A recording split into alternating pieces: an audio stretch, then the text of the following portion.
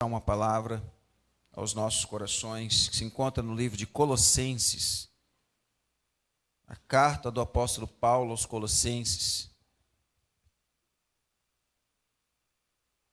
Eu já ministrei essa palavra uma vez, mas não com essa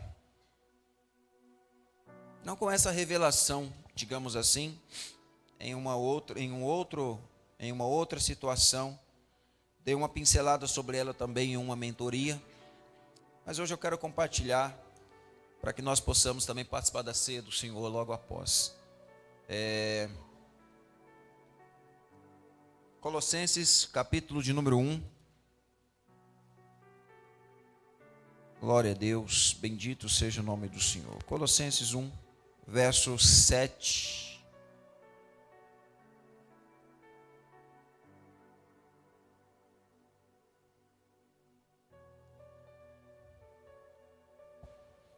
Verso 9 em diante. Quem achou diz amém?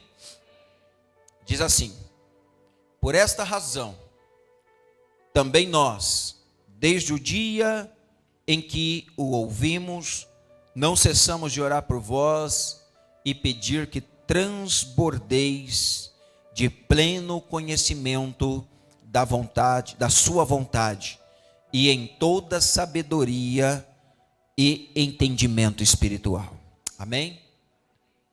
Verso 10 diz: a fim de viverdes de modo digno do Senhor, para o seu inteiro agrado, frutificando em toda boa obra e crescendo no pleno conhecimento de Deus, sendo fortalecidos com todo o poder, segundo a força da sua glória, e em toda perseverança e longanimidade e com alegria. Amém? Dando graças ao Pai que vos fez idôneos à parte que vos cabe da herança dos santos na luz. Amém, povo de Deus? Diga graças a Deus pela tua palavra. Diga: Senhor, fala comigo nessa noite. Diga: meu coração está aberto. E que a tua palavra possa me ensinar, em nome de Jesus. Amém. Amém, queridos? Se assente em nome de Jesus. Irmãos, o tema dessa ministração é um cristão de excelência. Amém? Eu pergunto para você: você se considera um cristão de excelência? Cri, cri, cri, cri, cri. Você se considera um cristão de excelência? Pastor, já começa com uma pergunta difícil assim, pastor. O que é ser um cristão de excelência? Ou quais as características para um cristão de excelência? Irmãos, primeiro nós precisamos entender qual é o propósito para as nossas vidas como cristão, como quem serve a Jesus, como alguém que é salvo.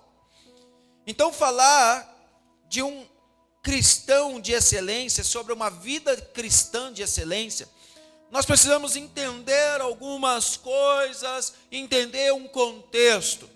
E eu quero falar, por exemplo, da carta aos Colossenses, onde o apóstolo Paulo escreve para os irmãos de Colossos. E ele escreve quando ele, em prisão, por pregar a anunciação do evangelho de Cristo, da sua morte e da sua ressurreição. O apóstolo Paulo se encontrava preso, se encontrava em algemas, em prisões, por causa da pregação do evangelho. Eu pergunto aqui para alguém nessa noite: você já foi preso por pregar o evangelho de Jesus? Você já foi preso por poder falar que Jesus morreu, ressuscitou, e que Jesus está vivo, sentado à destra de Deus Pai, e intercede por nós? Ou seja, Jesus está ali o tempo todo intercedendo ao Pai, ao nosso favor, daqueles que creram em Jesus e estão salvos em Jesus. Você já sofreu alguma prisão por causa do evangelho de Jesus? Pois bem, Paulo estava nessas condições. Talvez eu e você já tenhamos sofrido algum tipo de injúria ou alguma situação difícil por se tornar cristão, porque é muito comum. Escute, presta atenção nisso. Talvez você é um novo convertido, é alguém que se converteu ao evangelho de Jesus há pouco tempo, e talvez você está passando por uma situação como essa, onde Talvez alguns da sua família ainda não entendeu, não digeriu bem ou não absorveu bem essa nova vida que você escolheu através da sua fé em Jesus agora. Porque para muitas pessoas eles pensam assim, que a pessoa passou para crente. Quem já ouviu essa expressão? O fulano agora passou para crente. E aí, por as pessoas ouvirem essa expressão, elas normalmente têm a mentalidade de que agora se tornou um crentinho, agora vai ser aquela pessoa chata, que vai falar que todo mundo vai para o inferno, que vai falar que todo mundo é pecador, que só ele que é santo. Na verdade, isso não é o evangelho, mas as pessoas acham que é isso. E por isso muitos cristãos são taxados de importunadores, são taxados de chatos, porque talvez ele está naquela ansiedade do novo nascimento, naquela novidade de querer pregar o evangelho, mas ainda não aprendeu a fazer da maneira correta. Ainda não aprendeu a fazer do jeito aonde o nome de Jesus se torna glorificado. O apóstolo Paulo estava preso em algemas por causa da pregação do evangelho. Só que no período do apóstolo Paulo, as pessoas não criam que Jesus havia, como filho de Deus, nascido, morrido e ressuscitado. Então Paulo estava pregando acerca desse evangelho, da morte e da ressurreição. Aí, ele agora ouve, através de recados, de notícias na prisão, de que a igreja de Colossos, os irmãos a qual eles tinham ganho em Cristo, através da pregação do evangelho, estavam se perdendo, estavam se corrompendo por causa de vãs filosofias, por causa de ensinamentos que não procedia da cerne, da origem, do princípio estabelecido da palavra do Senhor, através dos apóstolos. Ou seja, o evangelho estava sendo misturado, o evangelho não estava sendo aquele evangelho puro, e então as pessoas estavam se contaminando por causa de outras percepções, outras visões e outros entendimentos. Eu abro um parênteses para dizer uma das coisas que estava acontecendo na época da igreja de Colossos, como por exemplo, acontece muito nos dias de hoje, a evidência dos dons. A evidência dos dons. Não diferente dessa época nos dias de hoje. Muitas pessoas, elas acham que a presença de Deus só está no culto quando a evidência dos dons aparece. É alguém que fala em línguas, dá uns pulinhos, faz alguma coisa. O culto foi abençoado, o culto está cheio de Deus, o culto está cheio da presença de Deus. Por quê? Porque elas entendem que a presença de Deus, ela é através de um pouco de orações em línguas, é um pouco de expressão de dons, e na verdade, irmãos, não é isso que é o símbolo da presença de Deus. Embora, quando a presença de Deus está, os dons também se manifestam. Mas não é apenas a manifestação dos dons que é a evidência de que o Espírito Santo está na casa, de que Jesus está na casa. A maior evidência de que Jesus está na casa, de que o Espírito Santo está na casa, é quando nós nos arrependemos dos nossos pecados. Essa é a maior evidência de que a palavra está sendo pregada. Eu não estou dizendo de que a manifestação dos dons não é importante na vida do cristão, muito diferente disso, é muito importante, mas não mais do que o reconhecimento dos seus pecados e o arrependimento dos seus pecados. Como estou entendendo isso, amém? Agora a igreja em Colossos, eles estavam dando evidência aos dons, tanta evidência que tinha gente lá que estava tendo visão de anjo. Alguém aqui já viu anjo? Não. Que você tem uma experiência com Deus de ver anjo, é bom ver anjo, só não pode ser o anjo da morte, né? É ou não é verdade? Mas os irmãos lá da igreja de Colossos, eles estavam começando a ver anjo, um anjão, eram os irmãos começando a adorar anjo, irmãos. Se você for ler o contexto do livro de Colossenses, você vai ver ali, do capítulo 1 mais para frente, você vai ver Paulo em cartas instruindo os irmãos, isso aí não é o poder de Deus. Vocês estão confundindo as coisas. Você até pode ter alguma experiência com Deus, em ver um anjo, em ter uma revelação, e algo do tipo. Isso são experiência. Isso não é uma doutrina. Você não pode estabelecer isso como algo, se não tiver Deus não está presente. Não, era uma experiência pessoal. Eu já tive experiência pessoal de poder ver anjo. Agora, aqueles irmãos estavam adorando anjos. Era como se fizesse o culto. Agora nós estamos aqui adorando. Vamos orar para o anjo vir se manifestar. Que anjo, irmão? É a presença do Espírito Santo que precisa se manifestar. Não é anjo. O anjo é um ser celestial, mas não é um ser para ser adorado. A palavra do Senhor diz: somente ao Senhor teu Deus adorarás, e somente a Ele prestarás culto. O anjo pode aparecer aqui, pode aparecer o Miguel, o arcanjo, com asas de... Tem gente que vê cada anjo, né? Tem gente que vê anjo com asa de ouro. Tem gente que vê anjo com asa de diamante. Tem gente que vê anjo, não sei o quê. A visão que eu tive de anjo, eu vi uma visão de anjo, um homem normal, uma pessoa normal. É anjo com trombeta, é anjo com espada, é anjo com não sei o quê. Irmão, é anjo tudo quanto é jeito. E aqui nesse tempo os irmãos estavam começando a ter visões, porque eles estavam buscando muito. Irmãos, não tem nada de errado buscar a presença de Deus, amém, povo de Deus? Quanto mais nós buscamos a presença de Deus, mais nós temos experiência. Então esses irmãos estavam buscando, mas eles eram muito imaturos na fé. E aí, a visão espiritual deles estava se abrindo, mas eles não sabiam o que fazer com ela. Sabe o que isso fala, irmão? Fala de gente que busca muito dom, mas não busca fruto do Espírito Santo.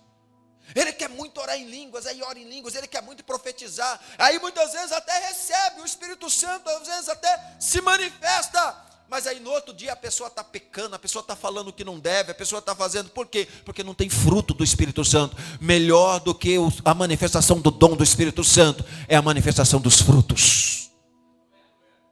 Porque através dos frutos do Espírito Santo você vai saber operar os dons. Quem está entendendo diz amém.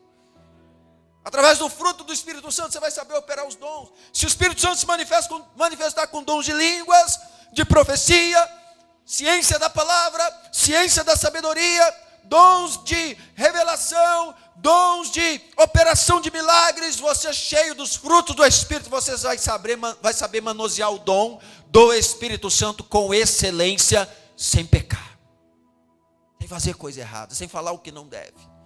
Então esses irmãos aqui estavam buscando, mas não estavam totalmente alicerçados na palavra e começaram a cometer heresias, adorar anjo.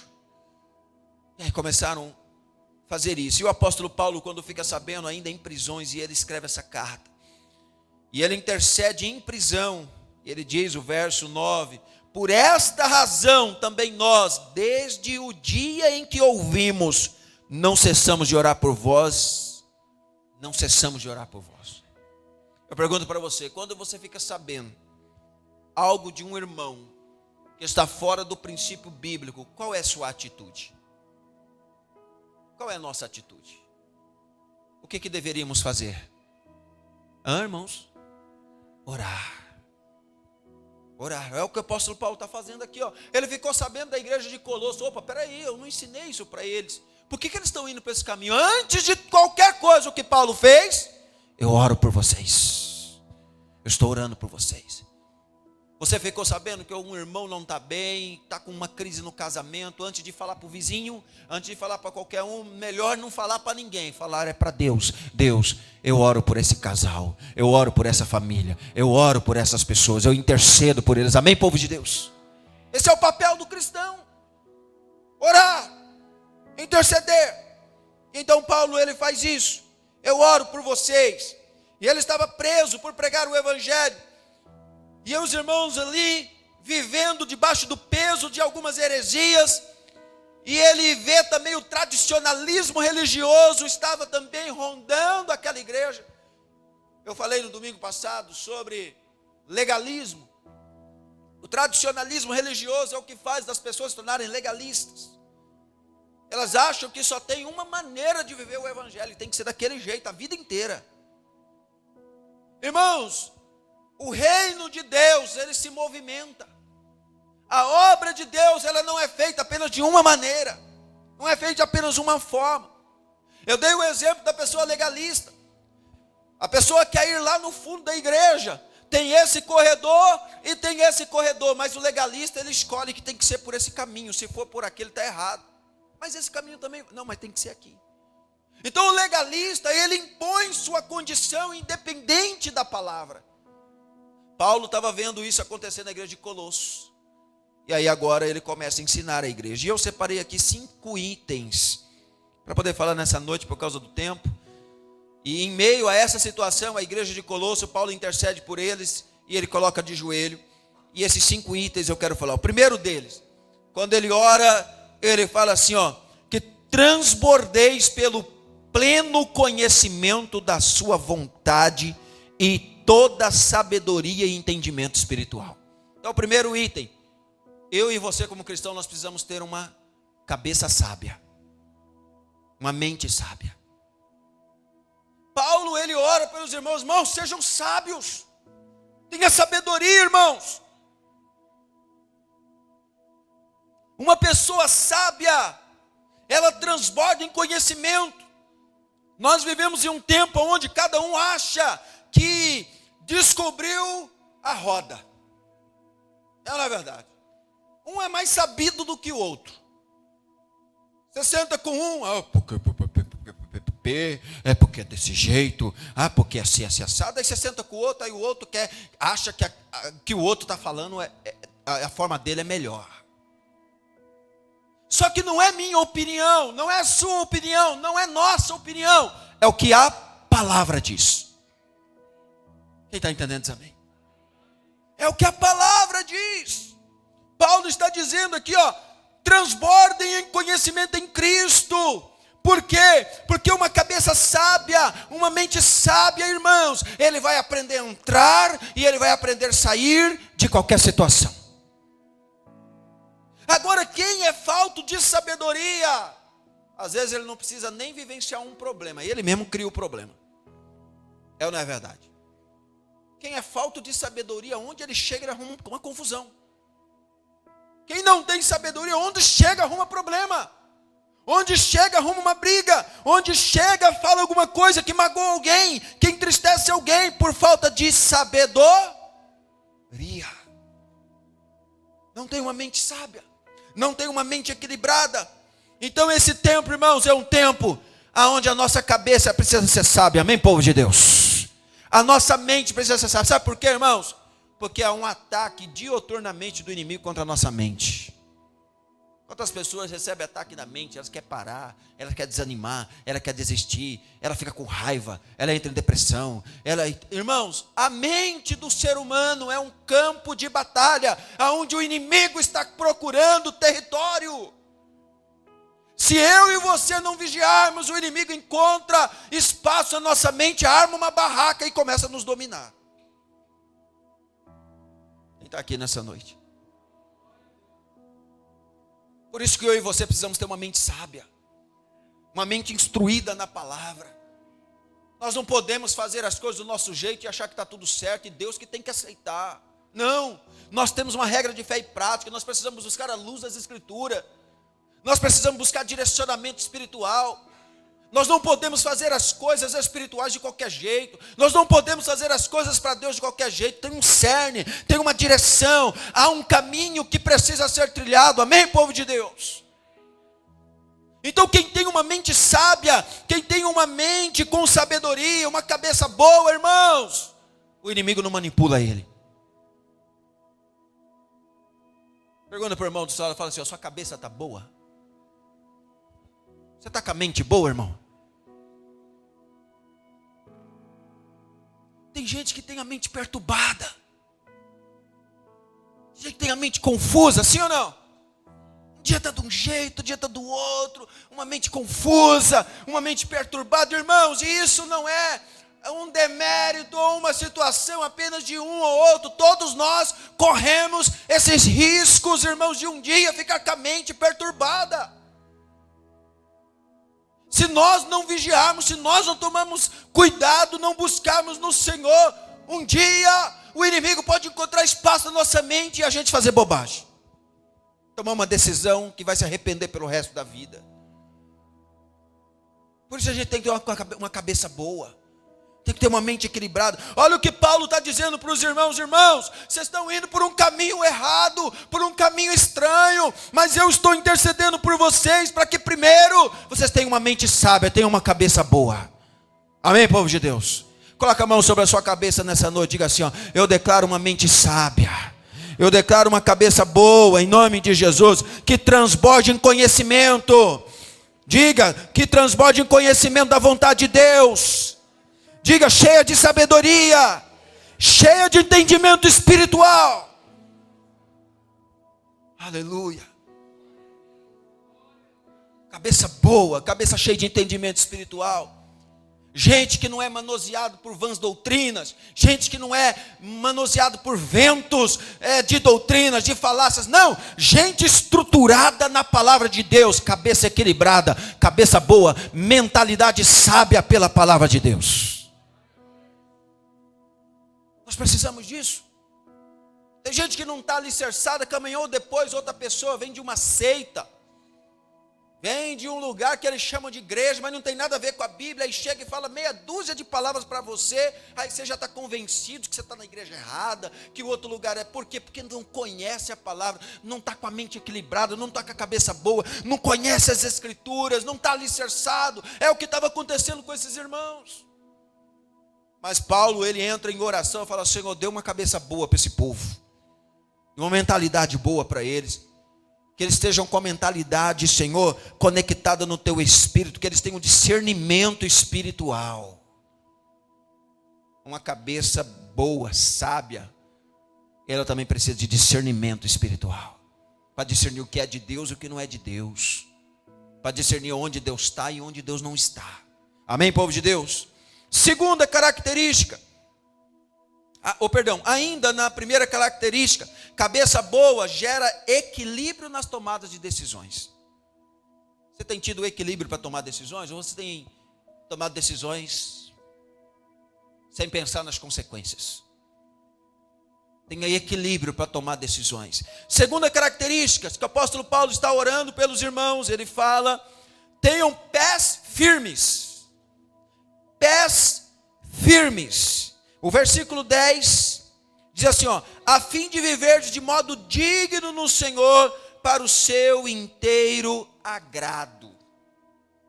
A fim de viver de modo digno no Senhor, para o seu inteiro agrado. Isso significa ter pés firmes. Como?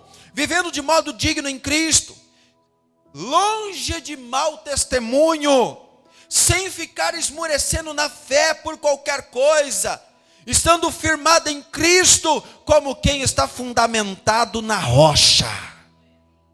Amém, povo de Deus? Pés firmes, assim como os da corça, que elas sobem os rochedos, elas não escorregam, elas não descem, elas têm os pés firmes sobre uma rocha, porque quem tem os pés firmes, irmãos, ele não fica indo para lá, ele não fica indo para cá, ele não fica esmorecendo, ele não fica desanimando toda hora, ele não fica buscando coisinhas para justificar a sua fraqueza. Então o apóstolo Paulo, ele diz no verso 10, estou orando a fim de que de modo digno no Senhor vocês possam viver de acordo com o seu inteiro agrado. Ele está dizendo, irmão, que vocês estejam tão firmes, que o Senhor esteja inteiramente se agradando de vocês. Você está pé firme, você está conectado no Senhor, não abre mão de Deus. Precisa tomar uma decisão difícil, você busca ter mente sábia e os pés firmados no quê? Na rocha. Quem é a rocha? É Jesus. Eu não vou sair se Deus não der uma direção, eu não vou falar se Deus não der uma palavra, eu não vou fazer se Deus não estiver comigo. Alguém falou alguma coisa, eu não vou tomar nenhuma iniciativa, não vou tomar nenhuma atitude enquanto Deus não falar. Estou firme na rocha, estou firme no Senhor, não vou me abalar, não vou me desestruturar. As coisas estão acontecendo, mas eu não vou abalar, eu vou continuar firme. Amém, povo de Deus? Diga para a pessoa do seu lado assim, os seus pés ficaram firmes na rocha, que é o Senhor. Terceira característica, Paulo orando pelos irmãos em Colossos, dizendo, mantenham as mãos ocupadas. mantém as mãos ocupadas. Como, pastor? O verso 10 ainda diz assim, ó: frutificando em toda boa obra e crescendo no pleno conhecimento de Deus. Mãos ocupadas fala de trabalho no reino de Deus e na obra de Deus. Ocupado servindo, pregando a palavra do Senhor, ganhando almas, cuidando bem delas, servindo na igreja. Isso é ter mãos ocupadas. Crente desocupado, irmãos, certamente ele vai arrumar problema para alguém ter que resolver. O crente que não trabalha na obra de Deus, tem um ditado que diz que ele dá trabalho. Porque o crente que está trabalhando na obra de Deus, ele não tem tempo para entrar em conversa, ele não tem tempo para entrar em fofoca, ele não tem tempo para entrar em confusão, ele não tem tempo para ficar de blá blá blá, de coisinha no grupo, para lá e para cá, ele não tem tempo. Por quê? Porque ele está discipulando, ele está orando por alguém, ele está visitando alguém, ministrando a palavra, ele está cuidando da própria vida, trabalhando, cuidando dos filhos, cuidando da casa, ele está envolvido no serviço pessoal, ele está envolvido no serviço da família, ele está envolvido na obra de Deus, no serviço de Deus. Então ele não tem tempo para dar trabalho, porque ele está trabalhando. Olha para a pessoa do salão de graça: você trabalha, irmão, no reino de Deus? Pergunta assim, ó: você está discipulando quem? Está cuidando de quem?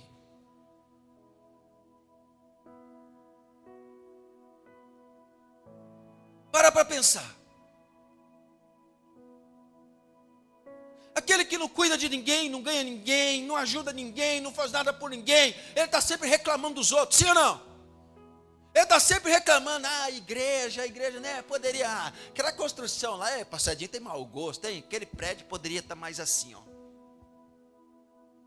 Poderia estar virado para o lado de cá, o pastor podia ter feito.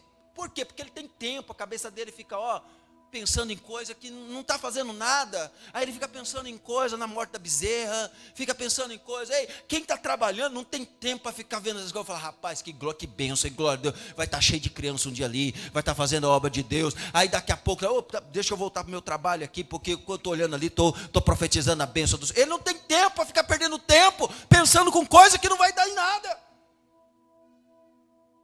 É ou não é verdade? Irmãos, gente que não trabalha fica à toa. E pessoas que ficam à toa é o costume dar trabalho, sim ou não? Você vê gente desempregada, gente que não tem trabalho, gente que ele fica à toa, aí de vez em quando vai na rua, aí fica andando lá, não tem o que fazer, e quando não tem o que fazer, o inimigo parece que acha alguma coisa para ele fazer. Arruma alguma coisa para ele fazer. Aí as oportunidades ruins aparecem. Então, irmãos, o crente, ele precisa ter trabalho, ele precisa ter serviço, ele precisa estar envolvido. Porque se o crente não está envolvido na obra de Deus, no reino de Deus, ele começa a ver as coisas erradas, ele começa a ficar olhando para a coisa errada. Ele vem na igreja, em vez de olhar para a palavra, em vez de se envolver no trabalho, ele fica olhando o que está de errado. Está de errado com essa recepção dessa igreja, hein? O povo nem cumprimenta direito. Está errado. Essa tinta da igreja poderia ter pintado, né? No teto, tem uma fita ali no teto. Quem não trabalha, não está envolvido em nada, ele tem tempo para ficar igual crente ventilador. Fica girando para lá e para cá, ventilando os outros, ventilando a vida de um, a vida de outro, ventila a vida do outro, ventila os ministérios, vou falar igual o pastor Pedro falou hoje, vira cronista de culto. Acaba o culto, você viu o culto? O pastor deve estar chateado, o pastor hoje bateu na igreja, o pastor deve estar brabo. Vira cronista de culto, por quê? Porque não tem trabalho. Não envolve, não está envolvido na obra, não está engajado, não está com a mão no arado, não está com as mãos sujas, com os pés sujos de barro, plantando da obra do Senhor, não está muitas das vezes envolvido, aí ele fica: o pastor podia ter feito tal coisa, a pastora podia ter convidado não sei quem para vir no culto das mulheres, aí ele tem tempo para essas coisas. Por quê? Porque ele não está firmado na rocha, ele não está firmado no Senhor, porque ele não está envolvido na obra de Deus, ele tem tempo. Olhe para a pessoa do seu lado e diga assim: ó, mantenha suas mãos ocupadas no reino de Deus, meu irmão. Para de dar trabalho. Para. Vamos trabalhar, amém, povo de Deus? Balança a pessoa do seu lado e diga: vamos trabalhar, irmão. Vamos trabalhar, irmã. Vamos passear, vamos para o campo, vamos servir, vamos envolver no reino e na obra de Deus. Vamos trabalhar, povo de Deus. Vamos envolver, é a obra de Deus. Então nós precisamos entender o propósito, Senhor. Quem trabalha não dá trabalho, ele ajuda a resolver os BO. Escuta. Quem você é na obra de Deus? É os que ajudam a resolver o BO ou os que dão o BO? Você é o daqueles que liga para o pastor: pastor, eu estou discipulando uma pessoa está com um BO, pastor, porque eu não estou conseguindo ajudar, tem um problema assim, o que o senhor me orienta para poder ajudar essa pessoa? Aí o pastor vai lá e abençoa esse líder, dá orientação para ele: vai lá, faz assim, assado, eu te abençoo, vai dar certo em nome de Jesus. Essa pessoa está ajudando a resolver os BO. Mas quem não está ajudando a resolver BO nenhuma, quando ele liga para o pastor já até sabe: oh meu Deus, pastor, aconteceu um problema aqui, pastor. Ah, está assim. Por quê? Porque quem não ajuda a resolver BO, ele dá BO. Ele vai arrumar um BO. Algum momento vai dar ruim. Por quê?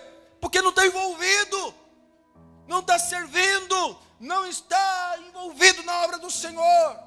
Ah, pastor, mas com quem está envolvido às vezes não dá. Dá também, irmãos, dá também. Tem BO também. Mas acontece que quem está envolvido, irmãos, ele está somando. Ele está edificando. Quem está entendendo diz amém. Ele está edificando o reino de Deus. Ele está envolvido no reino de Deus. Quarta característica, eu preciso correr. O apóstolo Paulo fala aos irmãos ter costas fortes. Já viu aquele ditado, costa larga? Quem já ouviu esse ditado? Costa larga é quem aguenta pisa, chicote, apanhar. Paulo está falando no capítulo 11, no verso 11, sobre costas largas, ele dizendo: sendo fortalecidos com todo o poder, segundo a força da sua glória, em toda perseverança e longanimidade. Está falando de força, irmão. Robustez espiritual, amém, povo de Deus? Ele está falando de aguentar os desafios da caminhada cristã, os desafios da vida, os confrontos, as lutas, as injustiças, as afrontas, e permanecerem fortes no Senhor. Isso é ter costas fortes, isso é alguém que aguenta pancada, porque a vida cristã é assim, não é só flores não, irmão. Tem luta, tem desafio, mas aquele que está fortalecido no Senhor, tem as costas fortes, e ele sabe que do Senhor pertence a vingança, ele sabe que o Senhor cuida dele, ele sabe que Deus está se agradando do que ele está fazendo, e ele também sabe que aquele que começou a boa obra é fiel para completá-la até o dia do Senhor.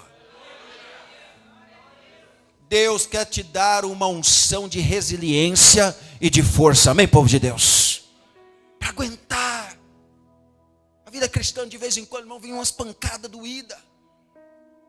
Tem uns desafios doídos, irmão.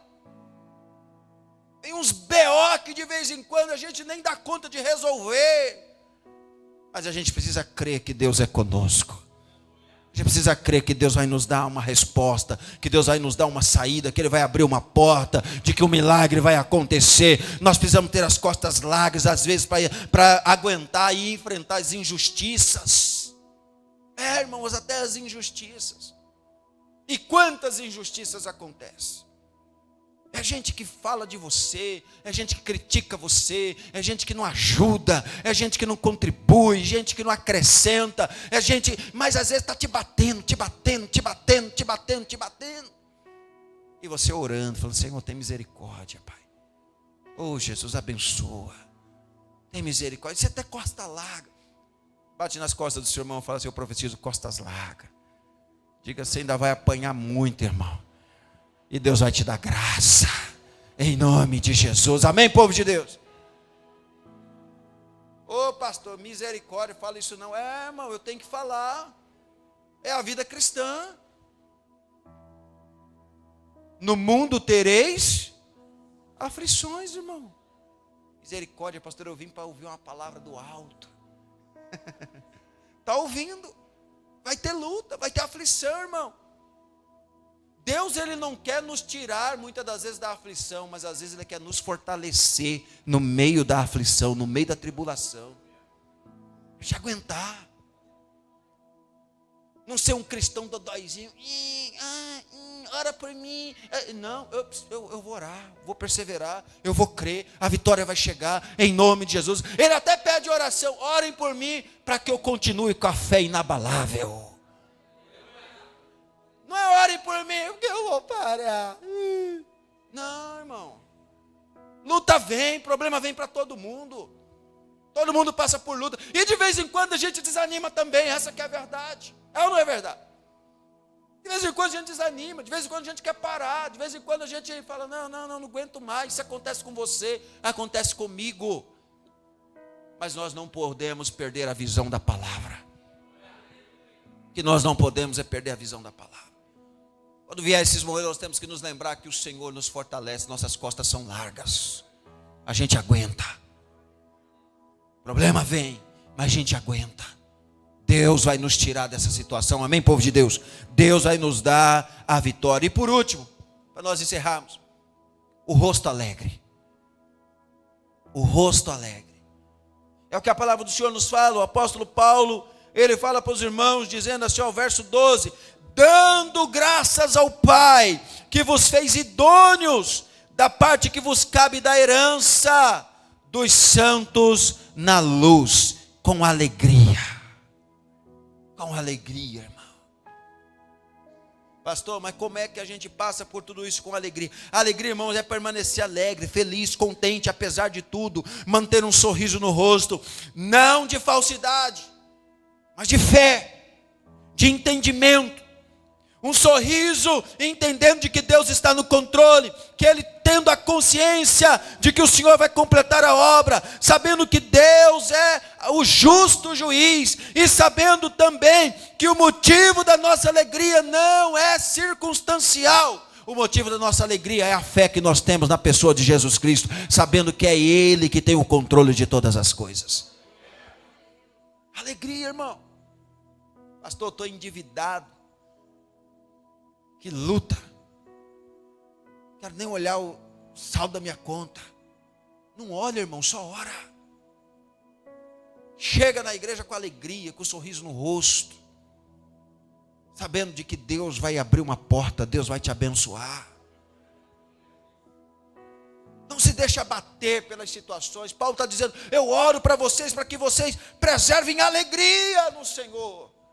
Porque a alegria do Senhor é a nossa força. A alegria do Senhor é a nossa força. Na crise, irmão, fica feliz no Senhor. Ninguém tem culpa do que você está passando. Está passando por um problema financeiro, o irmão do seu lado não tem culpa. Então você não pode negar um sorriso para ele. Olha esse sorrisão bonito aí, ó. Olha que chapa bonita. É ou não é verdade, né? Oh, essa caixa dentária abençoada que Deus te deu, irmão, põe isso para fora, não é, Pablo? Aí, ó, põe essa caixa dentária para fora, irmão, dá esse sorrisão aí, ó, ei, a alegria do Senhor é a nossa força. Eu tenho boleto para pagar amanhã, eu tenho dívida, eu tenho problemas, eu estou em crise, mas ninguém vai fazer isso por mim. Eu continuo alegre no Senhor, porque Deus não falta comigo, Deus não falhou comigo, Ele não vai falhar, Ele vai abrir uma porta, Ele vai realizar um milagre, uma boa notícia vai chegar, algo vai acontecer, e eu continuo feliz, porque o Senhor me faz feliz, a alegria do Senhor me fortalece, a alegria do Senhor me põe de pé, aleluia. Está feliz, irmão. Ah, pastor, mas eu não consigo, o pastor é mais forte do que eu. Ora! Paulo está orando, irmãos, estou orando para vocês que apesar da luta, vocês vão continuar sorrindo. Vocês vão continuar felizes, chegar na igreja, todo mundo com a caixa dentária aberta. Eita glória, é o atacante, é o pivô, é o lateral, dando glória a Deus na sua boca, e você sorrindo. Ah, tem problema? Tem, mas Deus vai realizar um milagre, aleluia. Amém, povo de Deus? Vamos colocar em pé em nome de Jesus, fingir que está acabando. Quero convidar os irmãos que vão servir a mesa da ceia.